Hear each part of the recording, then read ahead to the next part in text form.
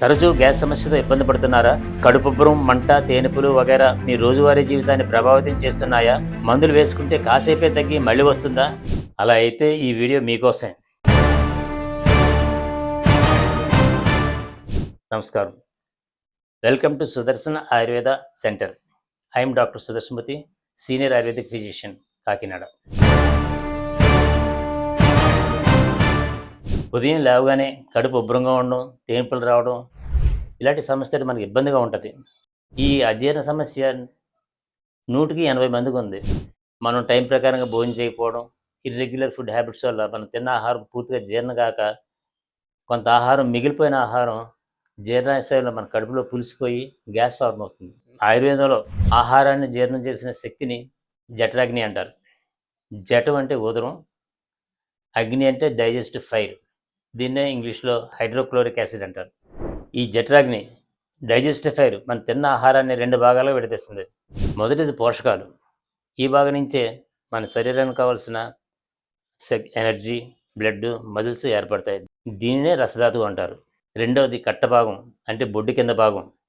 ఇది శరీరంలోని వేస్ట్, అంటే శరీరంలో ఉన్న చెత్త అంతా ఇక్కడ ఉంటుందన్నమాట.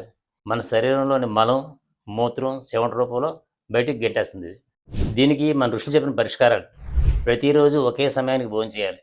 కడుపు నిండా ఫుల్గా తినేయకుండా, స్టమక్ ఫుల్గా తినకుండా, హాఫ్ భాగం భోజనం, పావువంతు ఫ్లూయిడ్, అంటే ద్రవరూపంలో మజ్జిగ కానీ నీళ్లు కానీ ఏదో పావువంతు, మిగిలిన పావువంతు గాలికి ఖాళీగా అట్టిపెట్టాలి.